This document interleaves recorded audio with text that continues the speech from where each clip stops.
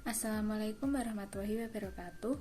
Kami dari kelompok 5 ingin mempresentasikan mengenai materi fikih sebagai dasar syariah untuk bermasyarakat dan berpolitik. Namun sebelum itu, mari kita panjatkan puji syukur kepada Allah Subhanahu wa Ta'ala yang telah melimpahkan rahmat dan hidayahnya kepada kita semua, sehingga kami dapat mempresentasikan hasil diskusi kami. Dan kami akan memperkenalkan anggota kelompok 5, yaitu saya, Anissa Nurul Fadila. Saya Ika Wahyu Arlina. Perkenalkan, nama saya Lu Ayu Rengganis Putri dengan NIM. Apa yang dimaksud dengan syariah? Syariah berarti semua bentuk hukum yang ditetapkan oleh Allah Ta'ala untuk memandu kepada jalan yang lurus dan sistematik agar mereka mendapat kebaikan di dunia dan di akhirat. Syariah juga berarti segala hal yang diturunkan oleh Allah Subhanahu wa Ta'ala kepada Nabi Muhammad dalam bentuk wahyu yang ada dalam Al-Quran dan Sunnah. Semua kata ini berarti jalan menuju ke sumber air, yakni jalan ke arah kehidupan.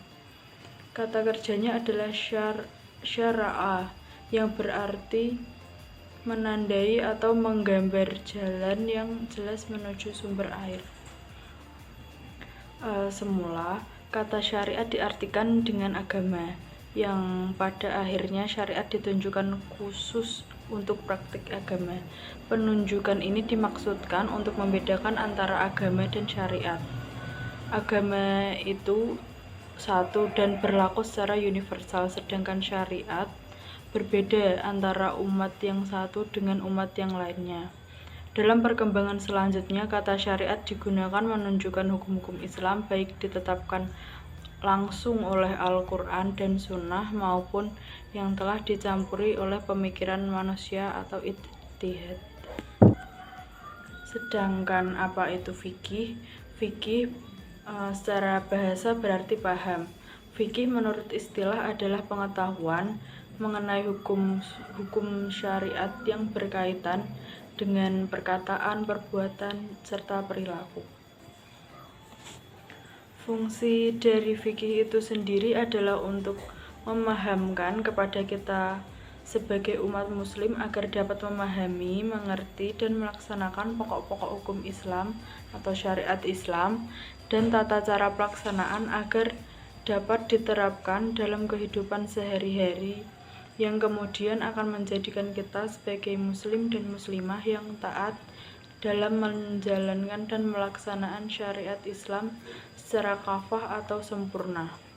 Selain itu, fikih dalam kehidupan umat muslim bertujuan untuk memberikan pengarahan agar kita selalu berada pada jalan yang lurus dan benar. Maksud dari jalan lurus dan benar yaitu hidup sesuai dengan syariat Islam yang bersumber dari Al-Quran atau As-Sunnah, bahkan ijma' ulama. Dengan mempelajari fikih, diharapkan kita dapat menjadi pedoman hidup dalam berkehidupan pribadi dan sosial. Kita juga dapat mengetahui dan memahami cara-cara pelaksanaan syariat Islam itu baik dari segi ibadah maupun muamalah. Perbedaan fikih dan syariah. 1. Ketentuan syariah terdapat dalam Al-Quran dan kitab-kitab hadis. Syariah yang dimaksud adalah wahyu Allah dan sunnah Nabi Muhammad sebagai Rasulnya. Sedangkan fikih adalah sebuah pemahaman manusia yang memenuhi tentang syariah dan terdapat dalam kitab-kitab fikih. Kedua, syariah bersifat fundamental dan cakupannya lebih luas, bahkan meliputi akhlak dan akidah. Sedangkan fikih bersifat instrumental dan cakupannya terbatas pada hukum yang mengatur perbuatan manusia. Ketiga, syariat adalah ketetapan Allah dan ketentuan Rasulnya sehingga berlaku abadi. Sementara fikih merupakan karya manusia dan sangat dimungkinkan mengalami perkembangan zaman. Keempat, syariah hanya satu, sedangkan fikih berjumlah banyak karena merupakan pemahaman manusia, seperti terlihat dalam mazhab-mazhab fikih.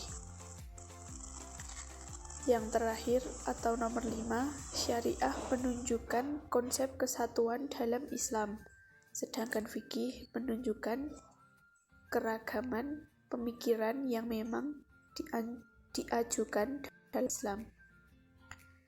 Macam-macam fikih. 1. Ibadah. 2. Muamalat. 3. Munakahat. 4. Jinayat.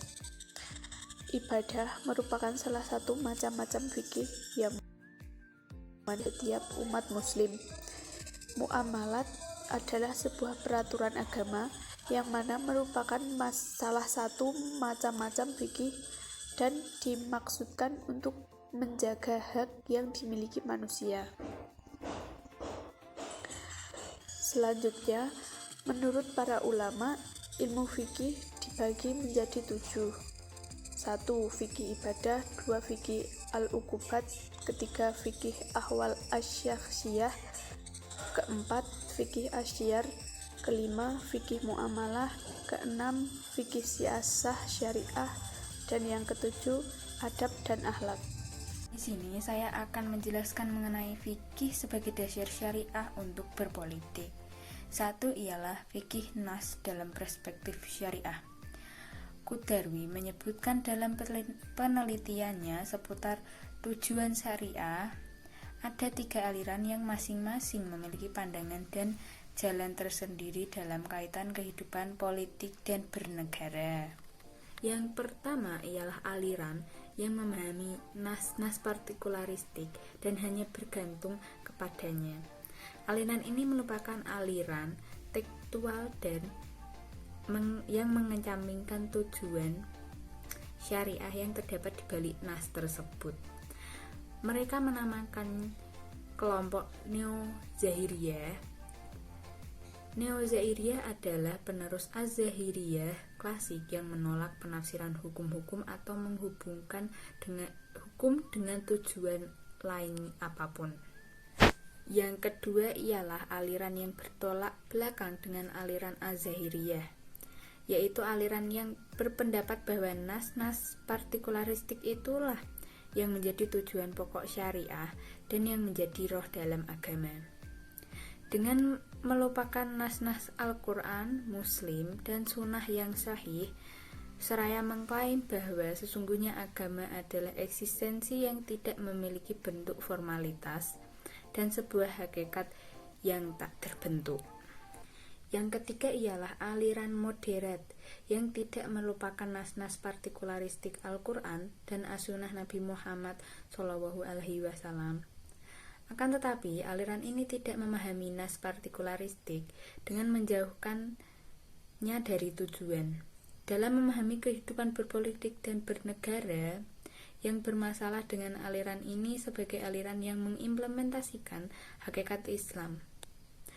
Pengingkaran atas metode ini merupakan kesesatan yang telah memperbaiki bentuk pemahaman tentang Allah dan Rasul-Nya, yaitu Nabi Muhammad SAW. Yang kedua adalah fikih syar'i realitas. Politik syar'i terfokus pada pembahasan mengenai nas-nas partikular dalam lingkup tujuan universal dan realitas kehidupan berpolitik dan bernegara. Fikih ini memberikan hukum-hukum yang benar kepada seseorang peneliti mengenai justifikasi terhadap sesuatu adalah cabang pemikirannya.